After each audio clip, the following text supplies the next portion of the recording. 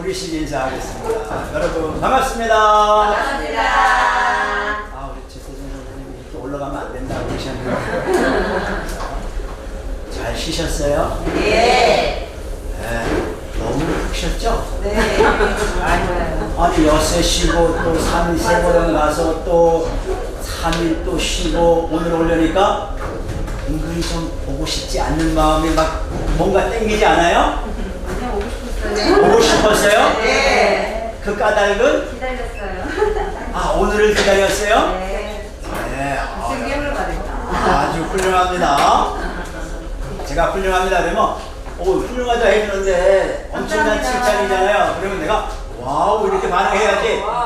내가 칭찬을 받는데도 아무 반응을 안 하면 내가 둔한 거예요. 그쵸? 자, 여러분 굉장히 훌륭합니다. 와. 네. 반응을 하셔야 살아있는 거예요. 반응을 안 하면 죽은 사람이죠. 자, 우리 자료 준비한 거 우리 지난주에 2주 전이죠 벌써 2주 전에 우리가 다른 먹거리 하면서 몇 가지 이야기 했는데 혹시 기억을 잘 살리면 한번 점검해 볼까요? 왼손가락 다섯 손가락이 있는 이유는 뭐죠? 5분. 5분? 5분인가? 와. 역할. 아, 그랬어요? 우리 저기 기억이 안 나세요? 아, 우리가 먹는 먹거리 속에 담긴 5가지 영양 탄수화물, 단백질, 지방, 무기질, 비타민 이 5가지가 있어요. 이게 비밀이잖아요. 뭐 속에 담겨 있다고? 오른손이 손가락이 5개인 이유는 이 5가지의 영양이 어디에 담겨 있어요? 우리가 먹는 먹거리? 아, 다 잊어먹었어요? 이게 너무 휴일이 많으면 이게 굉장히 교육이 어려워요. 그래서 5가지 식품군. 첫 번째, 곡류, 채소류, 과일류, 어류, 콩류. 우유류, 어유, 콩류. 이렇게 5가지. 이제 기억되겠죠? 근데 이 5가지를 우리가 손바닥이 있어요. 이 손바닥은 무엇을 의미한다고요? 물. 우리가 이렇게 먹거리 5가지의 식품군을 먹어도 물이 없으면 안 되거든요. 소화시키는 데는 물이 매우 중요해요. 그래서 물이 있어야 되는데 우리가 먹는 눈에 보이는 것은 식품군이에요. 그렇죠? 그 속에 감추어져 있는 비밀이 5가지 영양이에요. 이 영양은 2가지의 의미가 있어요. 하나는 에너지, 하나는 이렇게 교육을 하나만 하는 것은 처음이에요. 하나는 기능이에요. 우리는 에너지를 소비하는데 왜냐하면 제가 이렇게 지난주에 한 것, 저지난주에 한 것을 또 하는 것은 오늘 새로운 오신 분들이 5명이 있기 때문에 너무 생소할까봐 또 이렇게 해드리는 거예요. 그래서 이 5가지의 영양이 우리 안에는 2가지의 일들을 하는데 하나는 에너지원이에요. 우리는 다 에너지를 쓰는데 에너지가 이제 탄수화물은 1g에 4칼로리, 단백질도 1g에 4칼로리, 또 지방은 1g에 8칼로리 이렇게 해서 탄수화물, 단백질, 지방을 에너지원으로 쓰고 나머지 수많은 기능들 눈이 보기에 눈에 좋은 것, 또 맛을 보는데 또는 듣는데 또 피를 순환시키는데 뭐 여러 가지 잠자는 것까지 소화시키는 것까지 모든 우리 몸이 기능을 하는데 어디에 다 있다? 무기질이라는 영양 속에 있다는 거죠. 그래서 이것을 우리가 먹어요. 근데 이 에너지원이 뭐냐? 에너지원이 우리가 밥을 먹을 때, 먹거리를 먹을 때 그냥 이거는 뭐가 있지? 에너지만 보는 것이 아니라 영양만 보는 것이 아니라 거기에 의미들이 담겨요. 어떤 의미냐? 식품이 에너지를 만들거나 기능을 만들어서 자기 몸에 뿌리에 줄기에 열매에 꽃에 저장할 때 그 저장하기 위해서는 엽록소라는 잎이 식물의 잎들이 태양과 엄청 뜨거운 사랑을 해요. 우리는 그것을 과학적으로 뭐라고 말한다고? 예, 광합성 작용 또는 탄소 동화 작용. 이것은 우리의 의미로 말한다면 식물과 태양이 사랑하는 거예요. 그 사랑에 가만히 이렇게 보면 호박잎도 사랑하기에 막 뜨거운다 지치죠. 축축 늘어지잖아요. 고구마도 마찬가지예요. 여기 사과가 있는데 지난주에 얘기했잖아요. 사과가 이 사과 잎들이 나무 잎들이 뜨겁게 사랑해서 이렇게 여기다가 저장해 놓은 거예요. 이 속에는 우리가 먹는 다양한 당도 있고 또 이 안에는 여러 가지 우리 몸에 필요한 기능을 하는 무기질들이 있단 말이죠. 무기질이 어디에 많다고 생각해요? 껍질이요. 예, 껍질에 많다고 말하기 때문에 껍질도 먹어라 그런 거잖아요.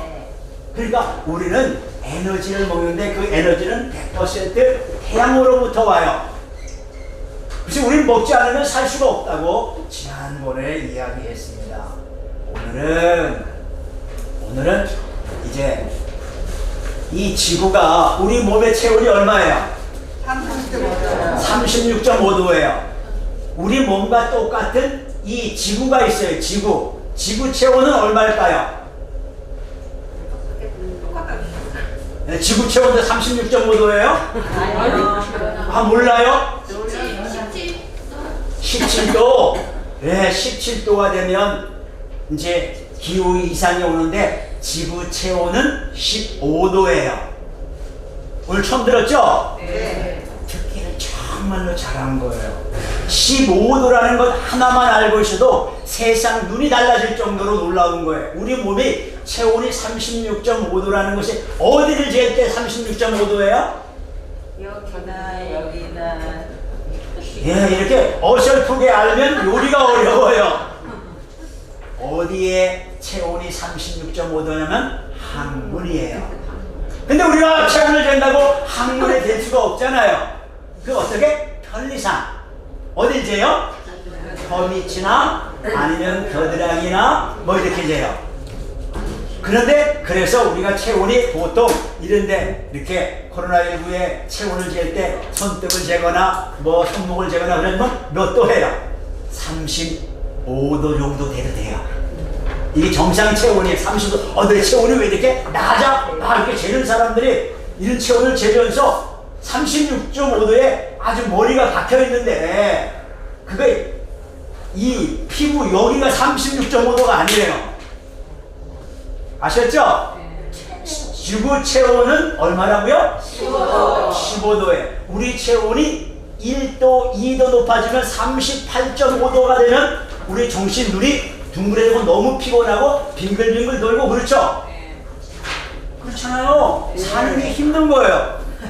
지구도 우리 몸과 똑같아요. 지구도 우리 몸과 똑같아서 2도만 높아지면 기후 이상 현상이 나타나고 그냥 난리가 나는 거예요. 그런데 올해 최고 전 세계의 지구 평균 온도가 얼마였을까요? 지구는 36.5도, 15도에서 1.5도를 지키자. 1.5도를 지키자. 그래서 16.5도를 지키자는 것이 전 세계의 지구촌에 살아가는 사람들의 이야기예요. 노력하는 거예요. 그런데 올해 깜짝 놀란 게 17.1도가 됐어요. 어떻게 해요? 17.1도 우리가 막 더울 때 17.1도가 돼가지고 이 난리가 났던데 여러분들은 아무 관심 없이 잘 먹고 잘 살았죠? 네. 근데 그 후유증을 우리는 좀 북반구에 지구의 극동 북반구에 38도 북이 38도 선에 있기 때문에 그래도 괜찮은데 저 밑쪽에 남쪽 극쪽에 적도 쪽에 있는 데는 이 지구 온도가 조금 높은 것 때문에 엄청난 피해를 보는 거예요. 그래서 점점 이 뭐 아리백이니 탄소 중립이니 우리 팀에도 계속 할 터인데 그런데 우리가 오늘 이제 생각하는 거는 그런 기후 이상이 나타나면 우리의 먹거리가 어떻게 될까? 홍천에 지금은 홍천사과가 이게 홍천사과인지는 잘 모르는데 홍천사과 같지는 않습니다. 그래요? 네, 근데 홍천사과 예전에는 안 나왔죠? 네. 근데 지금 우리가 홍천사과는 하잖아요. 네. 뭐 때문에? 기후의 이상이 때문에. 네, 옛날에 홍천에 인삼 됐습니까? 아니었어요. 금산이었잖아요. 네. 그런데 지금은 전국에서 홍천 인삼이 최고예요. 왜냐하면 다른 데 인삼은 4년 되면 다 녹아버려요. 썩어서. 그 6년근이 안 나오는데 홍천은 아주 춥고 덥고 하기 때문에 6년근이 나오고 저 밑에 진안 가면 제가 진안 가는데 인삼을 선물 주는데 완전히 무예요. 무처럼 쫙쫙 빠졌어요. 주름이 하나도 없어요. 근데 여기 홍천 인삼 봐요. 얘들이 살기가 힘들다고 온갖 뿌리를 이렇게 다 내잖아요. 거기는 한 뿌리를 쭉 내린다고요.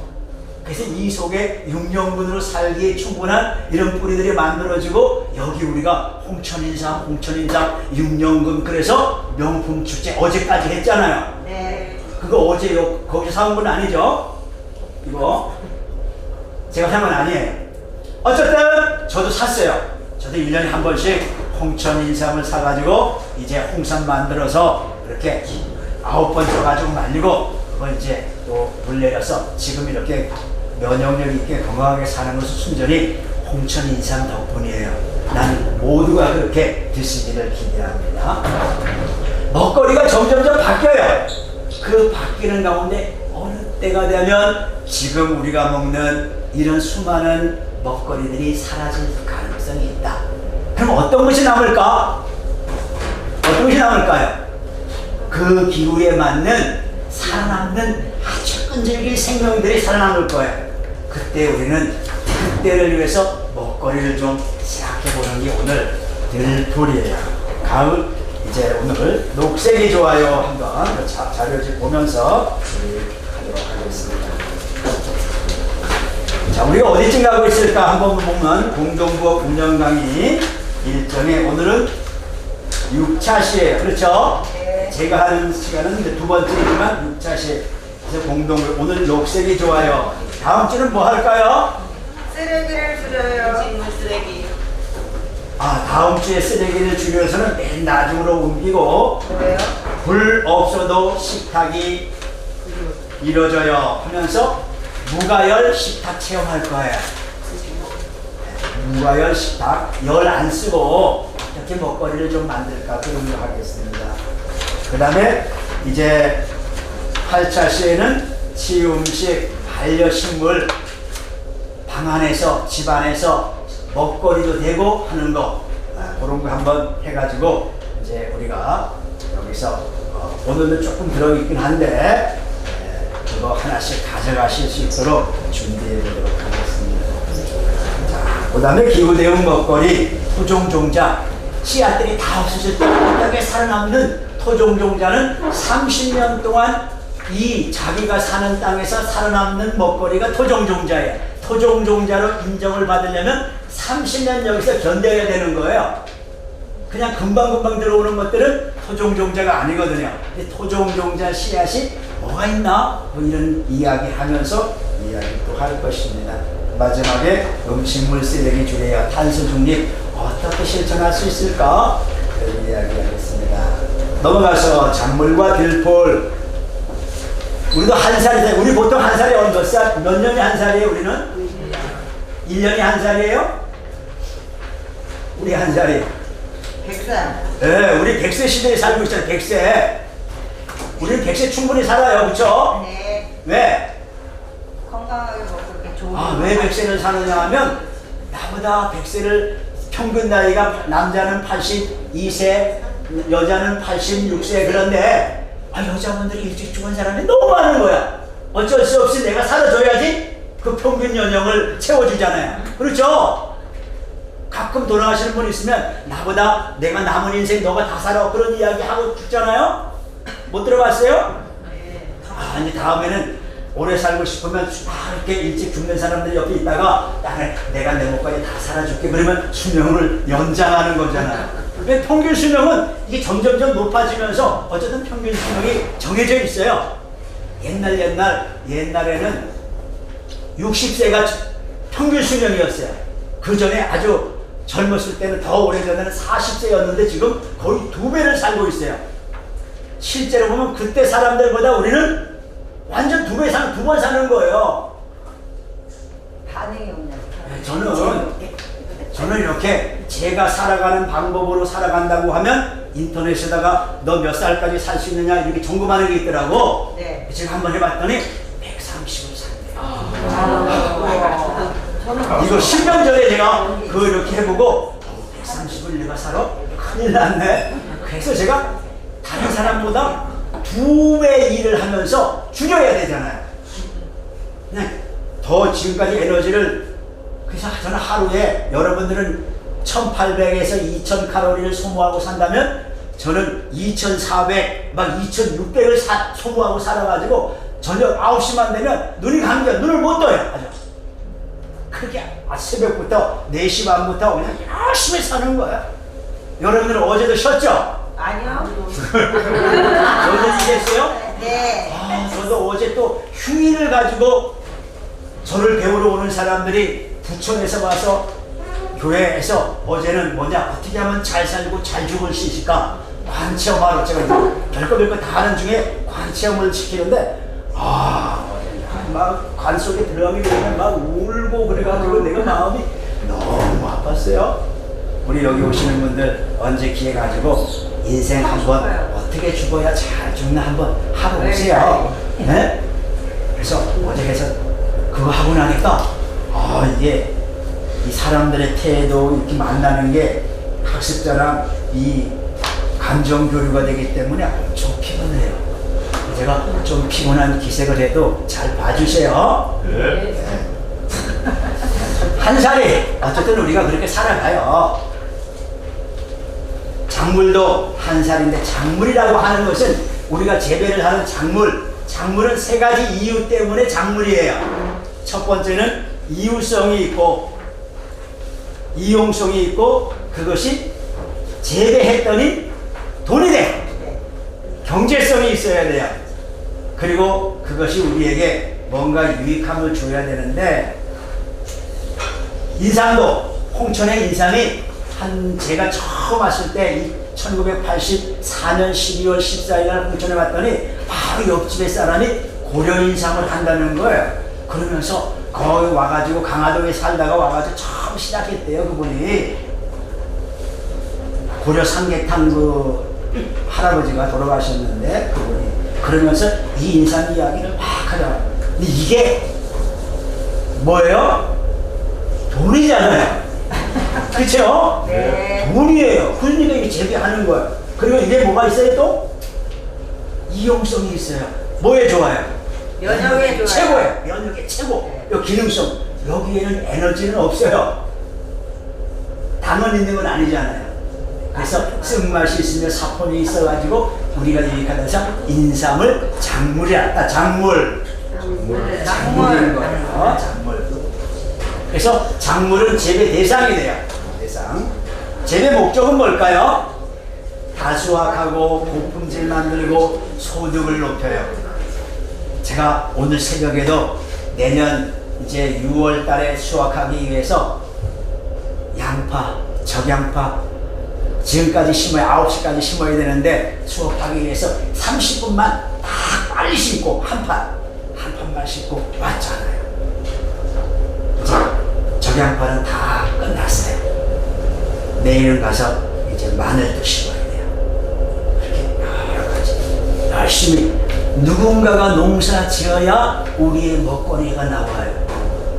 돈만 벌면 된다고 생각하지만 먹거리 생각해 봐야 돼요. 자, 씨앗이 있어요. 모든 것은 생명을 가지고 있는 것은 씨앗이잖아요. 네. 그 씨앗이 싹이 나기 위해서는 3가지 조건이 필요해요. 뭘까요? 네, 온도, 습도, 뭐가? 산소가 필요해요. 몰랐죠? 알았어요. 알았어요? 알았으면 이 배경 지식을 그렇게 알고 있었던 사람을 가리켜 배경 지식이 있네 그러고 몰랐던 사람은 배경 지식이 없네 그러는데 배경 지식이 있으면 좋은 거예요 언제든지. 그래서 세 가지 온도, 습도, 산소. 여기에 한 가지가 더 필요하다면 네 가지가 필요하다면 양분. 햇볕이 있어야 돼요. 그래서 햇볕 때문에 우리 아까 이 배경 지식이 조금 틀렸어요, 그죠? 네. 산소가 필요하고 그 다음에 햇볕이 필요한데 햇볕이 바라하기는데 햇볕이 필요한 것이 있고 필요 없는 게 있어요. 필요한 씨앗을 가지고 광바라 햇볕을 봐야만 발화가 되는 거. 그 다음에 햇볕을 보면 발화가 안 돼. 이것이 안바라 그래요. 안바라. 어둠 속에서 이게 싹이 난다는 뜻이에요. 근데 안바라를 햇볕에 두면 발화가 안 되고 또 광바라를 머리 속에 집어넣으면 안 돼요. 꼬들비 같은 것은 어떻게 심어요? 꼬들비는 광바라예요. 그래서 굴을 뿌려놓고 그냥 밟고 다니면 돼요. 밟은 데는 나고 안 밟은 데는 안 나요. 밟은 데는 왜 날까요? 씨앗하고 땅하고 접촉이 됐기 때문이에요. 그래서 이 야생성 있는 것들은 그냥 대부분이 광발해요. 씨앗이 아주 작아요. 근데 씨앗이 큰 것들은 대부분 안 발아요. 땅속에 집어넣어야 돼요. 그래서 씨앗들을 보면서 이런 거구나. 이 한 살이의 시작은 씨앗에서 발아되는 데부터 시작되지 않겠어요? 우리가 먹는 거 이거 뭐 우리 이거 파 아시잖아요. 파 이거 그냥 됐겠어요? 이거 그냥 된 게 아니고 누가 길렀잖아요. 우리가 사왔지만 그래서 우리가 먹거리 할 때 이것이 만들어지는 한 살을 이해하지 않으면 진짜 그것을 먹을 수가 없어요. 작물의 한 살을 이해하지 않는다는 것은 그냥 우리가 기계적으로 먹는 거예요. 그래서 조금은 먹는 것에 대해서 한 살이가 어떻게 될까? 뭐 이런 거. 채소의 분류 한번 볼까요? 채소의 분류는 여러 가지를 분류하는데 호온성, 온도가 따뜻해야 잘 자라는 것들 대부분 열매 채소들이에요. 열매 채소 한번 엮어볼까요? 가지, 고추, 토마토, 열매 채소들. 그 다음에 혼행성은 추워서 잘 되는 것들이에요. 15도 정도에서 18도, 20도까지 이렇게 그때 잘 되는 거. 뭐 있을까요? 양파, 마늘, 배추, 무, 딸기, 시금치, 상추 이런 것들. 상추도 한여름에 상추 나와요? 안 나와요. 그래서 상추가 지금 내면에 가면 상추가 꽃이 펴요. 무슨 꽃? 상추꽃 봤어요? 네. 가을의 상추꽃. 내가 말하는 상추꽃은 가을빛을 맞으면 상추가 파랗게 되는 그 모습이 너무 아름답다는 거예요. 꽃대가 올라와서 꽃이 피는 것이 아니라 상추 자체가 그냥 그 있는 모습이 와 장관이네. 한번 구경 가세요. 내면에 가면 내면은 거기 이제 지금쯤 보통 상추가 쫙 대단히 진해하거든요. 자, 채소의 수확. 자, 근체류. 한번 제가 근체류라면 뒤에 있는 거 읽어주세요. 근체류. 당근, 연근, 무원, 엽채류. 대체류, 양배추, 시금치, 상추, 고추, 미나리, 쑥갓. 너무 잘 알지 쉽게 하는 거죠. 저보다 더 잘하는 건 여러분들이 화채류. 브로콜리, 모르는 이름도 있어도 뭐 그냥 넘어갑니다. 네. 화채류라면 꽃을 먹는 거예요. 꽃을. 근데 홍천에도 정말로 브로콜리 너무 많이 재배하죠. 네. 한 10년 전에는 홍천에 브로콜리 하나도 없었습니다. 근데 이제 여기가 하면서 어느 날 갔더니 서서히 갔더니 온통 밭에 브로콜리예요. 저게 뭘까? 또 시동 갔더니 유치리 가니까 거기도 온통 브로콜리를 재배하는 거야. 어느 날, 왜냐, 그게 돈이 되거든요. 근데 그 브로콜리에 막 이렇게 그 잎사귀들이 그냥 머무러지다가 마지막에 이렇게 꽃만 펴야 그걸 잘라서 먹는 거 아니겠어요? 근데 지금은 이제 그 잎사귀도 뭐 유익하다 그래가지고 이제 전에는 막 그냥 쳐버리고 그랬는데 그때 활용하려고 하는 것 같습니다. 자, 경채류 시작. 죽순, 아스파라거스, 감자, 후라이, 와사비. 과채류 수박, 호박, 참외, 유세비, 마늘, 고추, 아지. 인경채소. 마늘 양념. 아까 우리 지난번에 마늘 그러니까 뿌리 채소라고 그랬잖아요. 뿌리가 아니라 마늘은 인경, 잎이 줄기가 되어져서 굳어진 거예요. 잎이 마늘잎이나 양파잎이나 잎인데 그것이 줄기로 만들어져 가지고 우리의 먹거리가 되는 거예요. 단단한 먹거리로 그렇게 이해하시면 되겠어요. 요거 가끔 시험에 나와요. 시험에 넘어가 볼까요? 들풀 이야기 해보겠어요. 들풀 잡초. 잡초는 뭐예요? 그걸 가꾸지 않으면 그걸 알아내는 여러 가지. 네, 내가 필요하지 않은 건 전부 다 잡초예요. 그렇죠?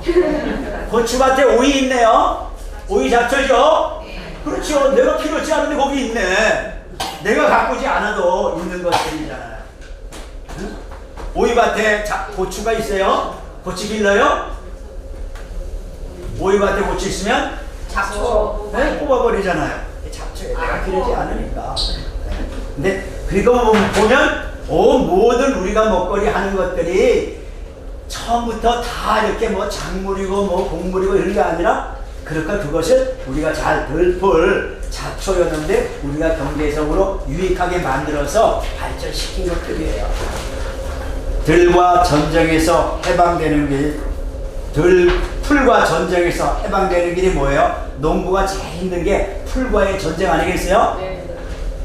농부들은 그래요. 비 한 번 오면 또 금방 자라고 저도 늘 예초기 가지고 다 실험해요. 예초기 2시간 이상 하면 손이 떨려서 밥도 못 먹어요. 덜덜덜 숟가락이 올라오는데 여기까지 오는 게 그렇게 힘든 줄 몰라요. 예초기만 제가 가끔 이제 1시간밖에 안 하는데 어떤 날 좀 힘이 많다 그러면 3시간 작업하면 이게 막 온몸이 떨릴 정도로 그 정도로 풀과의 전쟁 아니겠습니까? 그래서 들풀이 있어서 우리는 먹거리가 될 수 있다는 거 이제 한번 점점점 넘어가 봅니다. 들풀 활용. 자, 1 그러면 읽어주세요. 1.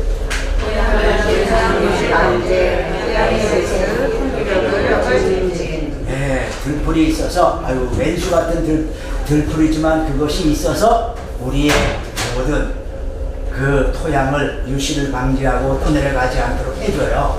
그래서 들풀 중에 참 재밌는 게 뭐냐 하면 저의 밭에는 몇 가지가 그냥 들풀로 먹거리로 많이 심는 게 질경이, 미나리 이런 것들이 뿌리가 많아가지고 흙을 잡아줘요. 흙을 잡아주는 것 중에 우리가 먹거리로 쓰는 제일 좋은 거 뭐 있을까요? 내면에 많이 심는 거. 봄에 이렇게 올라오는 거. 영인만 말고 네. 봄나물이 많이. 건강을 마치 저것처럼 초동 가시세요. 두둑처럼 이렇게 잘라서 고추장 찍어 먹는 거. 아 그거 진짜. 먹나 망초대 망초대 싱해. 망초대는 아니에요? 망초대는 많이 올라와요. 몰라요? 요거 맞추면 능계에서 올라오는 거. 맞추면 제가 농사 지은 지난주에 약속한 대로 아래를 드리겠습니다. 와. 제일 좋은 걸로 골라야 되겠다. 뭐죠? 능계수가. 눈개수만 누구? 네, 눈개수만 맞습니다. 훌륭합니다. 맛을 보세요. 맛을 보고 그 맛이 얼마나 뛰어난지. 이게 토종따래예요, 선생님? 뭐 맛이 어떠세요? 왜 드세요? 아, 같이 오셨구나. 네. 어느 정도 맛있으세요? 다른 사람들이 꼭 맞춰가지고 이거 먹어봐야지. 먹고 싶어서 테러. 그냥 너무 맛있어요. 그냥 별로라는 뜻인데 그게 그냥 이제 열심히 맞춰보세요.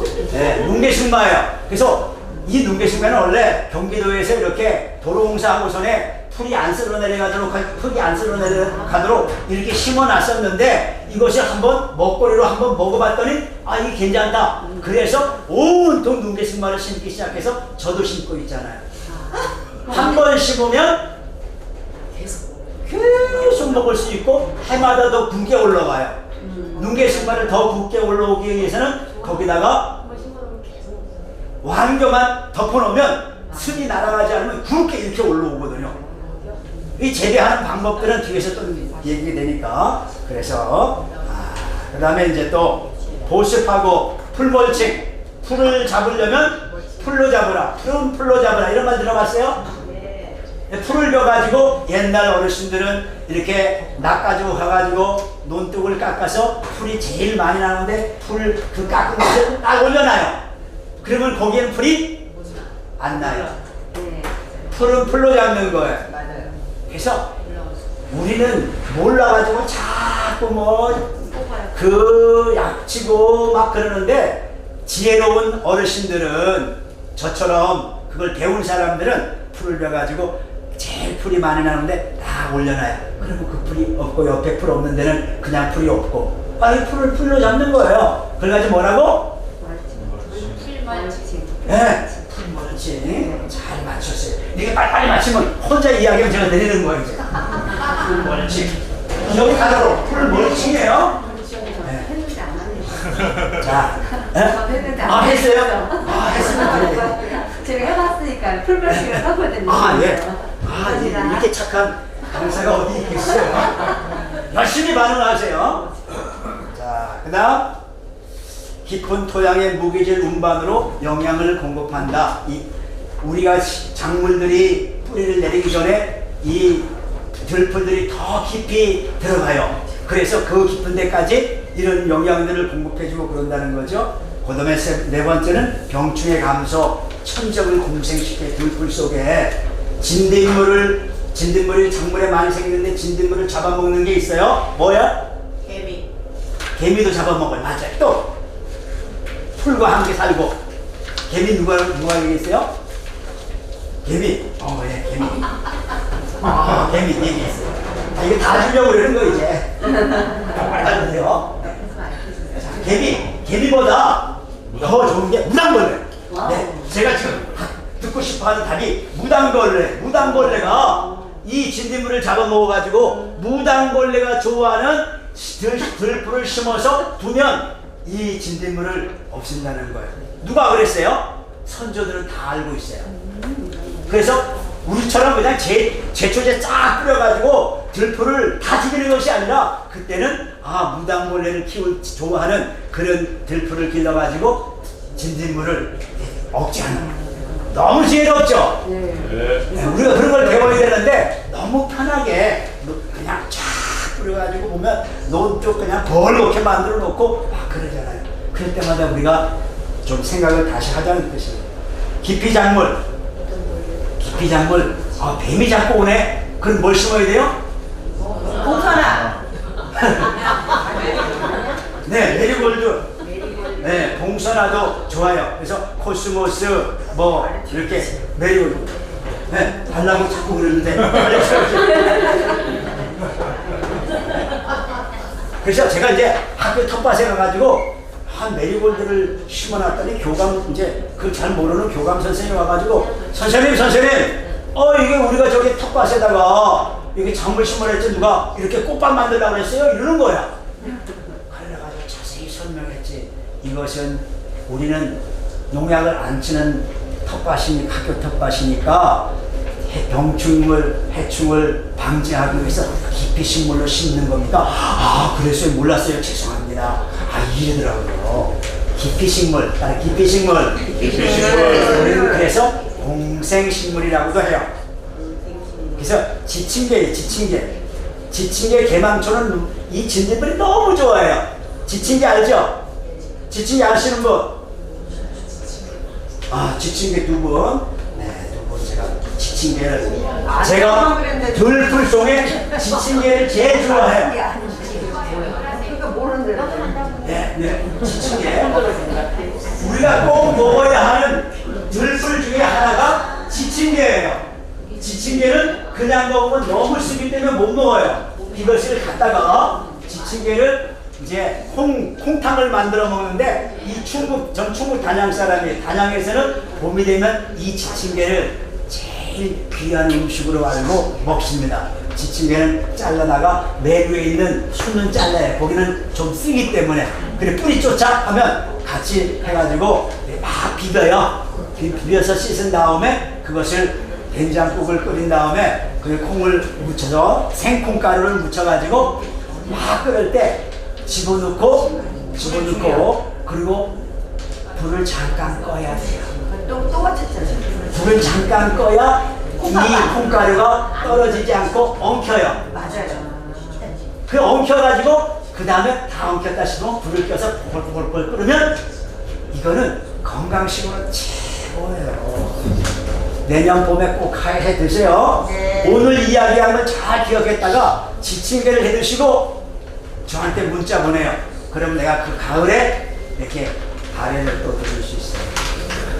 염색하는 거 메리골드 뭐 이런 거 있고 약초는 어성초, 화장수, 우슬, 소리쟁이, 뿌리 뭐 여러 가지 식용 활용하는 거 지침계 콩국 제가 좋아하기 때문에 여기다 집어넣은 거예요. 지침계 콩국 너무 좋아요. 근데 일반 사람들은 뭘로 콩국 해 먹어요? 냉이, 쑥, 냉이 쑥이잖아요. 근데 냉이 쑥보다 한 단계 위가 지침계 콩국. 오늘 이런 것들 쭉 이야기하면서 제가 너무 많은 정보를 드리는데 잘 기억했다가 내년 봄에 이거 꼭 해 드시죠. 자, 생명과 환경 넘어갑니다. 생명은 환경 속에 생성하고 존재하며 환원합니다.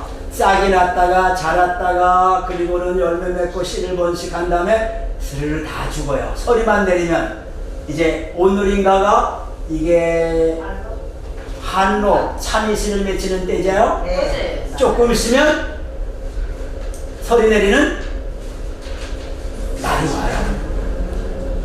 서리가 이제 내리면 참 너무너무 감사한 게 농사 짓는 사람들이 서리 내리는 것을 왼수처럼 여기는 사람도 있지만 감사한 것은 풀이 너무 많은데 서리만 내리면 다 끝나는 거예요. 그때 저는 만세! 이래요. 서리만 내리면 풀들이 다 죽기 때문에 저는 그 제초제를 안 뿌리는데 서리 내리기만을 기다리는 게 참 많습니다. 식물의 환경, 토양, 공기, 햇볕, 영양들이 필요하고 동물의 환경도 토양, 공기, 햇볕, 먹거리가 필요하고 인간의 환경은 토양, 공기, 햇볕, 먹거리 이런 것들이 모든 생명체의 환경이 다 필요해요. 자, 빗물도 굉장히 중요한데 탄소가 포함된 양분은 입으로 흡수되고 탄소가 포함되지 않은 양분은 뿌리로 흡수돼요. 뿌리. 그러니까 양분 중에 CO2 그러면 이거는 탄소가 포함된 거잖아요. 그런 거는 이제 2% 흡수돼요. CO2는 공중에 있는 거를 그냥 탄소를 쓰는 거예요. 근데 C가 안 들어간 K, 뭐 CA 이런 것들은 C가 안 들어갔잖아요. 그 원소 중에 그런 것들은 뿌리로 흡수하는 거야. 어떤 거는 공중에 있어요. 질소, 또 탄소, 또 이런 것들은 이 산소 중에 있고 탄소가 들어가 있기 때문에 그냥 공중에서 비료를 안 줘도 된다는 거예요. 이건. 근데 그게 탄소가 안 들어가는 것은 다 뿌리로 우리가 뿌려줘야 돼요. 질소, 인산, 가리, 망간, 붕소 어쩌고저쩌고 하는 거 뭐 여러 가지 16가지 전체를 이렇게 막 뿌려줘야 돼요. 16가지 중에 그 3가지는 이제 기본적으로 산소, 탄소, 수소 H 요 3가지는 이제 공중에 있어요. 안 줘도 넘쳐요. 여기 보여요? 안 보여요? 안 보여요? 안 보여도 여기 78%가 있네. 여기 질소가 78% 있어요. 73%인가? 73%가 있어요. 산소 몇 프로? 22%. 우리가 숨을 쉬는데 여기 지금 안 보이지만 이 우리 숨 쉬는 것에 비밀이 있어요. 뭐가 있다는 거? 산소가 있다는 알고 마시는 거예요. 산소 22%가 있어요. 나머지 이제 한 3%, 4%가 오만 가지 여러 가지들이 이 속에 있는 겁니다. 인간 중심의 유익과 무익, 해충, 익충 뭐 그러지만 이 곤충들도 유익하다 안 하다는 사람 중심의 생각이에요. 넘어가서 보면 아주 긴 이야기가 많습니다. 식품 부위에 따른 분류 그냥 쭉 한번 읽어볼까요? 읽지 않아도 넘어가도 되겠죠? 네, 뭐 너무 많고 또 넘어가서 과수의 분류. 우리가 과일도 굉장히 채소에도 중요한 우리가 먹거리예요. 그렇죠? 네. 나는 이거만 있으면 돼 하는 과일. 내 생애의 인생 과일이야. 딸기. 네, 뭐 사과. 사과. 네, 사과. 왜 좋아해요? 그냥 어릴 때부터 많은 것도 맛있어. 그래요. 사과. 또 이런 거는 뭐 대답 자기 속마음만 얘기하면 되니까 빨리 대답해 보세요. 또 복숭아. 네, 복숭아. 왜? 그 따뜻한 성분이고요. 네. 맛있어서요. 복숭아를 꼭 먹고 살아야 하는 사람은 누굴까? 담배를 피는 사람들이에요. 그래요? 담배를 피는 사람들은 꼭 복숭아를 먹어야 됩니다. 왜냐? 니코틴 제거에 도움이 되는 과일 중에 하나가 담배예요. 그러니까 사과. 그래서 복숭아예요. 복숭아. 네, 복숭아를 꼭 먹어야 된다고. 내가 왜 이렇게 헷갈리는지 지금 저기가 자꾸 사과라 그래가지고 복숭아를 꼭 먹어야 돼요. 복숭아를 언제 먹어야 될까요? 제철에. 복숭아를 언제 먹어야 될까요? 제철에. 밤에. 밤에. 언제 드셔야 돼요? 담배 피시면. 복숭아를 언제 드셔야 돼요? 밤에 벌레랑 같이. 복숭아는 벌레가 너무 좋아해요. 밤에 먹어야 돼요. 밤에 드셔야 돼요. 왜? 너무 재밌다. 밤 먹으면서 먹어야지. 이게 낮에 이거 벌레네. 어휴, 어떻게 먹겠어요. 밤에 먹어봐요. 벌레까지도 그렇게 맛있을 수가 없는. 제가 복숭아를 한 2, 30그루 이렇게 심어서 하는데 볼복숭아. 근데 전부 다 벌레 먹어요. 약초를 안 쳐서. 그래서 따다가 벌레 먹기 전에 빨리 담가요. 근데 담가서 효소 담궈 놓으면 뭐만 보여요? 다 벌레만 보여요. 그래서 다 건져내고 그리고 이제 정제해가지고 이제 도서관에 두면 우리 교인들이 벌레가 있었다고 생각해요? 안 해요? 안 해요. 나만 알아요. 나는 벌레도 먹기 때문에 괜찮은데 도서관에 지금 가도 거기 늘 누구든지 와서 먹도록 돼 있거든요. 왜냐면 그게 너무 좋기 때문에 늘 벌레가 있어도 건져내도 먹어도 된다. 벌레뿐만 아니라 세상에 너무 요즘 제일 좋은 과일이 뭐냐면 밤이잖아요. 그죠? 세상에 밤이 얼마나 좋으면 통통통통통한 게 뭐예요? 밤벌레. 이렇게 여기 지금 밤벌레가 아무도 없네. 그냥 먹어서 뼈하게 되면은 아이고 뭐라 그래요? 밤벌레 같네 이러잖아요. 그만큼 밤이 좋은 거예요. 밤벌레는 밤을 삶아서 안 먹어. 생으로 먹어. 생으로 먹으면 우리 몸에 아주 좋거든요. 먹는 방법들이 다 있는데 그걸 다 할 수는 없고 센 거 좀 하루에 3개씩만 먹으면 돼요. 3개씩. 여기 많은데 과수도 그래. 거기 있는 거 다 그렇게 이야기 넘어갑니다. 그다음에 화해 분류, 화해. 뭐 초화류, 수분, 초화류 뭐 다 있는데 이제 화해 중에 다음 주에 요거 안 했는데 또 있으니까 그리고 또 뒤에 있는 거는 이제 넘어가고 갔어요. 제일 중요한 게 독이 있는 식물 넘어가겠습니다. 너무 많아요. 독이 있는 식물은 못 먹을까요? 먹을 수 있을까요? 예, 먹을 수 있어요. 어떻게 해서? 독을 빼고라는 말은 우리 그냥 쉽게 하는 말이고 공식적으로 쓰는 말은 법제하여. 따라 법제하여. 독을 빼기 위해서 어떤 거는 오줌통에 넣어야 되고 어떤 것은 삶아야 되고 데쳐야 되고 어떤 것은 말려야 되고 어떤 것은 여러 가지 방법이 법제이다. 우리가 먹도록 만드는 과정은 법제야. 거기다가 양념을 넣는 건 요리예요. 법제를 안 하면 독을 그냥 먹을 수 있어요. 근데 아주 급할 때 그 독이 나에게 도움이 되도록 하기 위해서 또 법제 안 하고도 먹을 생물 먹기도 하거든요. 그래서 다양한 방법의 법제들을 다 이 시간에 하려면 1년 내내 해도 어렵기 때문에 그냥 이렇게 우리 다 먹어요. 감자 솔라면 변했지요. 그죠? 감자 솔라면 감자도 독이 있어요. 어떨 때 햇볕을 보면 독이 있잖아요. 솔라미 있어가지고 그거 먹으면 어떻게 돼요? 독통이 일어나는 거야 막. 그리고 또 헛개나무 또 고사리도 언제 제일 독이 많이 나오는데요? 삶을 때.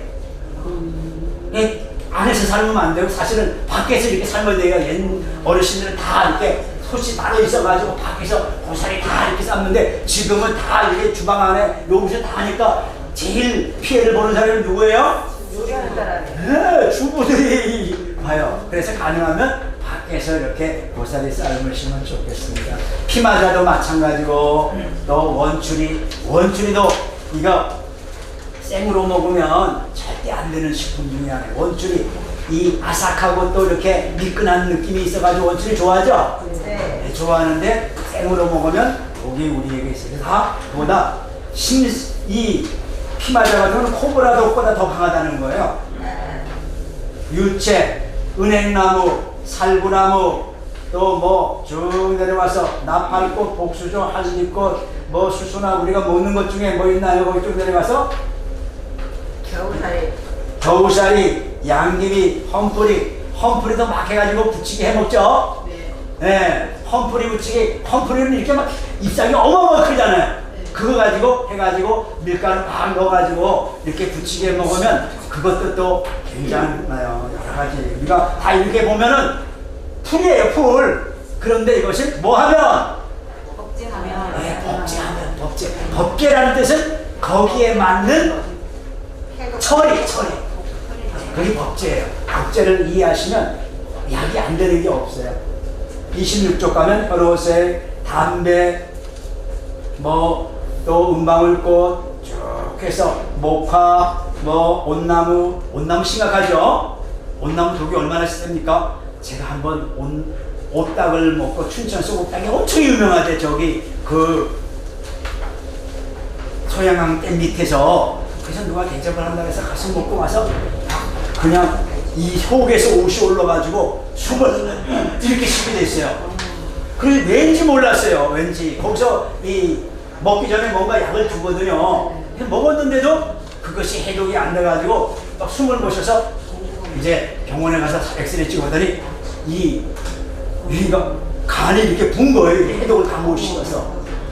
그래서 허파를 막 눌러가지고 그래서 빨리 주사 맞으니까 싹 가라앉는 거예요. 그래서 내가 음식을 뭐 먹었는지 우리 아까 사무국장이 이렇게 연휴에 너무 여러 가지를 드셔가지고 몸이 반응이 왔는데 막 붉은 번짐이 막 사막에 있는 거예요. 제가 목사님 이거 왜 그래요? 그래서 내가 알라지를 이런 거는 가서 제일 고생 안 하려면 해독제 주사 한 방에 다 맞으면 쓰시는 듯 알아져요. 그러니까 이런 것들 어떤 뭐 여러 가지 해서 네, 여기 쭉 보면 많죠. 우리가 요즘 저기 자리공이라는 거 알죠? 자리공 아세요? 미국에서 온 자리공 아시는 분? 네, 자리공 요즘 막 그냥 열매가 빨갛게 막 있어가지고 좋아하는 거잖아요. 그거 애기 때 막 이렇게 열매로 저기 나물로 해서 먹는데 아주 조심해야 해요. 그것도 독이 있어요. 근데 생으로 샐러드 하면 지금 이렇게 좀 이야기하는 건 이런 것들은 법제를 안 하고 샐러드는 다음 주에 할 때 샐러드는 법제를 안 하고 그냥 먹기 때문에 이런 것들은 독이 있는 것은 샐러드 먹으면 된다 안 된다? 안 돼요. 안 된다는 것을 지금 하기 위해서 좀 이제 시간을 들여서 이야기를 합니다. 넘어가서 그 중에 넘어가서 보면 보기에 있는 게 자리곰이에요. 지금 이렇게 아주 꽃이 막 줄기 멋지게 피는데 이게 자리곰이에요. 먹으면 안 돼요. 그 다음에 원추리. 아주 많은 사람들이 가장 그 봄나물을 먹고서 병원에 제일 많이 오는 먹거리가 원추리예요. 원추리 삶을 때 충분히 안 삶은 거예요. 데칠 때 충분히 삶아야 되는데 안 데치면 이런 현상이 나와요. 삶아서 우려야 돼. 예, 우려야 돼요. 우려야 돼요. 예, 좀 삶아가지고 그 독을 빼야 돼요. 좀 불려야 돼. 불려야 되는 것 여러 가지가 있는데 예, 적당하게 너무 그냥 급하게 이렇게 먹으면 이게 독이 안 빠진 거예요. 삶는 동안에. 원추리 불려야 돼요. 그 다음에 또 있는 거 매발톱. 저희 집에도 매발톱 어제 찾지만 많이 기르잖아요. 네. 예, 그 처음에 올라올 때 이제 우리가 나물로 하거든요. 예, 묵나물로 하는데 꼭 묵나물은 되지만 생나물로 먹으면 안 돼요. 묵나물 해야 되는 건 묵나물로 해야 돼요. 아셨죠? 묵나물을 왜 묵나물 해야 되는 거예요? 겨울에 두 번 삶잖아요. 두번 삶. 그게 법제가 되는 거예요. 그런데 그냥 나물은 어떻게 돼요? 그냥 한 번 데치면 되니까 그게 충분한 독이 안 되는 거예요. 그래서 두 번 하는 것들. 그러니까 어르신들은 수없이 옛날 어르신들은 수없이 해가지고 아 이렇게 하면 문제없이 먹거리가 되겠다라고 알고 있는 것이고 그냥 흉내만 모르고 우리가 신세대들이 우리들이 이걸 모르고 그냥 흉내내다가는 당하는 거예요. 흉내내지 말고 조금씩 내가 할 때 그냥 좀 이렇게 검색해서 알았으면 좋겠어요. 10분 쉬었다 할까요? 네. 한번 있어요, 선생님. 우리 아까 네, 10분 쉬겠습니다. 네. 성남성 네. 그떡 좀 드세요. 떡 아침에 네, 식사를 하시는 거다가 남자가 아니 산에 가면 많은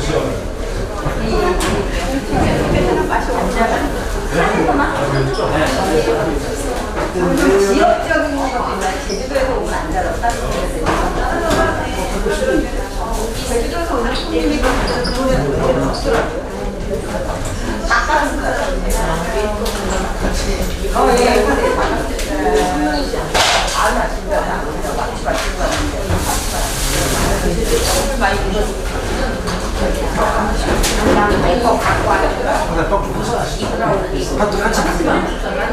아니 이게 참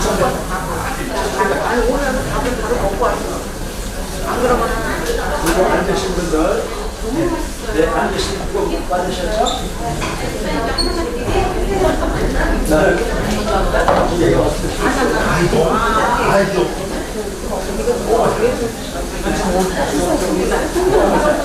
앉으신 분들이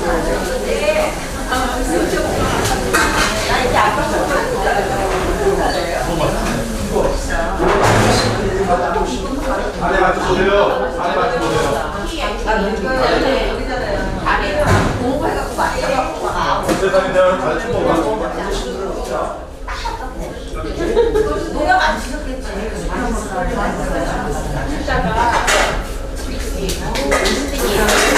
기름 얼마나 넣는 냄비에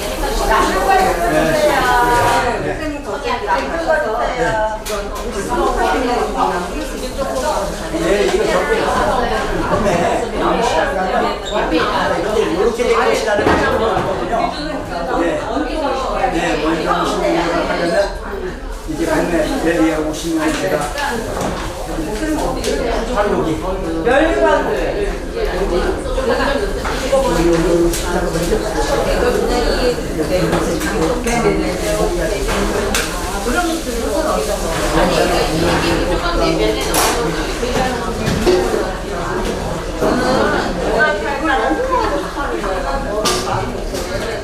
그래도 어떻게 이거 갖다가 이런 거를 먹어도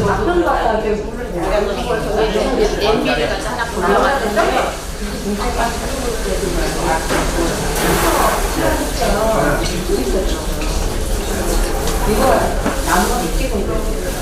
저는 세계 심원협에 많이 오거든요. 한 4, 5년 걸리면 어마어마하게 열려요. 네, 그렇게 천천히 보세요. 네.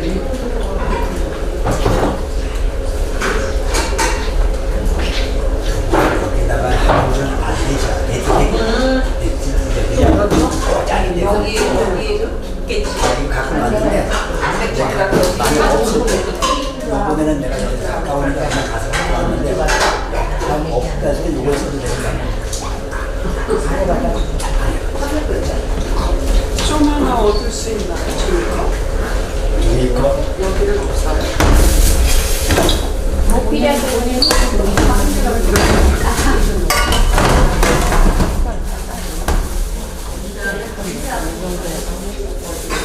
썰어서 거기 때문에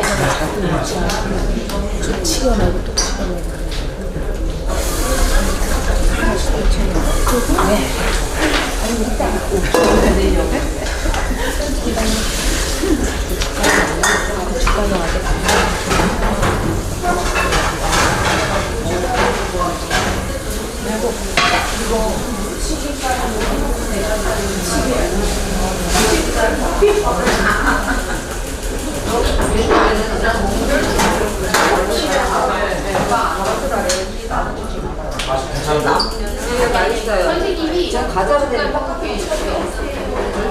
넣으세요. 나와.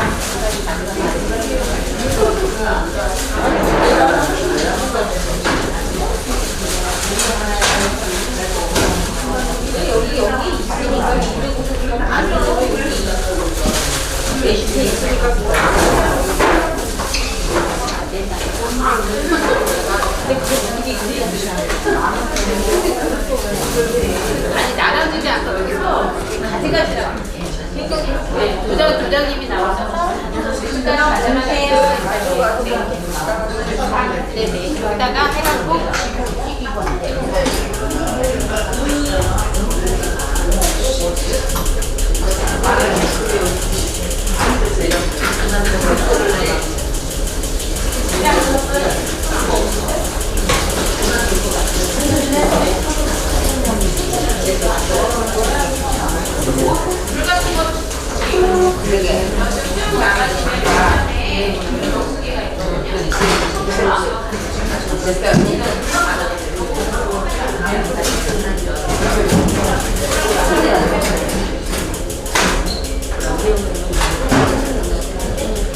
앉아보세요.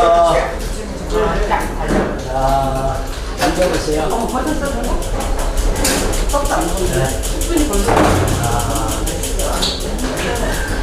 우리 이제 두 번째 시간은 가을 텃밭 웰빙 쌈이에요. 웰빙 쌈 해볼 건데 자, 여기는 지금 요리 제 시간 다음에 두 번째 시간에 우리 윤혁 선생님이 하시는 요리하는 시간이 있어가지고 이 재료가 이렇게 같이 있어요. 잘 써야 돼요. 누가 하시는 분들이 잘 써야지 제 거 할 때 막 집어넣었다가 나중에 없으면 안 되잖아요. 그렇죠? 네, 구분을 잘해야 되는데 오늘 이제 여기 보세요. 가을 텃밭 웰빙쌈 준비물에 한번 보겠어요. 뭐가 필요한지. 라이스 페이퍼 고기 요 중에 밑에 제가 넣어놨어요. 라이스 페이퍼 한 팩 있죠? 네, 있어요. 자, 그 위에 또 우리 접시 위에 닭 아까 심살 있네요. 있어요? 네, 시간 절약을 위해서 우리 보조 선생님들이 삶아가지고 이렇게 한 덩어리씩 놔드렸어요. 오늘 표고버섯 있죠? 네, 두세 개 정도 있을 텐데 요것도 일단 사용하겠습니다. 콩나물 조금 전에 이렇게 반 팩씩 넣었어요. 콩나물이 들어가면 야 이거 이렇게 아삭하고 좋아 이렇게 경험할 수 있을 겁니다. 그 다음에 자 제가 이제 들풀 가을 작물 들풀 먹거리로 이렇게 요 봉지 속에 한 봉지 요건 좀 길이가 긴 거 요 속에 있어요. 요것을 전부 다 요거를 그 위에다가 엎어가지고 쭉 펴놔요. 그냥 쭉 펴고 제가 뭐 들어보세요. 그럼 이제 배워나가는 거예요. 들풀이에요. 자, 요거 가운데 좀 치우고 먹거리 아까 떡 같은 건 다 치우세요. 이제 안 드실 거니까 가운데다 놓고 이제 떡 치우고 간식은 치우시고 이 가운데다가 이 들풀 먹거리 봉지 속에 있는 것도 다 펴놔보세요. 네, 이렇게.